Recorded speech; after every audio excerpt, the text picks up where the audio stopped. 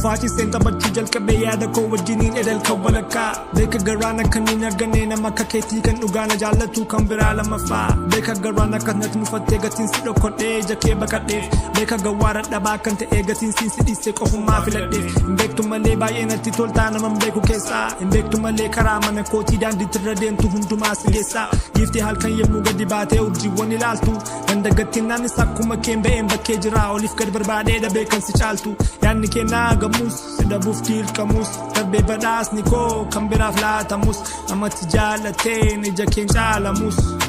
garaan kon gammadaa jecha raba kootii yoo si gammachiise yoo dogongorri koo barumsa siif ta'ee karaa si garsiise garaan kon gammadaa akka lafee dugdaa obboleessa guddaa yoo natti baqatti rakkina kee furuuf dandeettii isaa dhabus garuu sin madaalu yoo iccitii kee baastee natti matti yoo rakkattee namatti hin dubbatin dhiphinni kee gad ba'een mul'atin yoo addunyaan ifa keedhaan si ta'e abjuu keerra jettee tole jettee deebisheen fudhatin akka dungoo mana dhaamee ibsaa simboon fuula keetii har'as kunoo wantan kan koo jedhu hundumtuu kan keetii carroomaadha atayeemamtee fi namichi si fuudhu hiyyeessaa wajjin mataan dhukkubsatiin yoo argatte malee nama waan fedhii kee hundumaa si guutu eenyu dhufee kan nu raasu reegaa eenyu gargar kan nu baasu reegaa ammatti yaaddu caalsisee si beekaa yoo barbaadde of biraa na dhabde lixa aduu dhaabbadheen si eegaa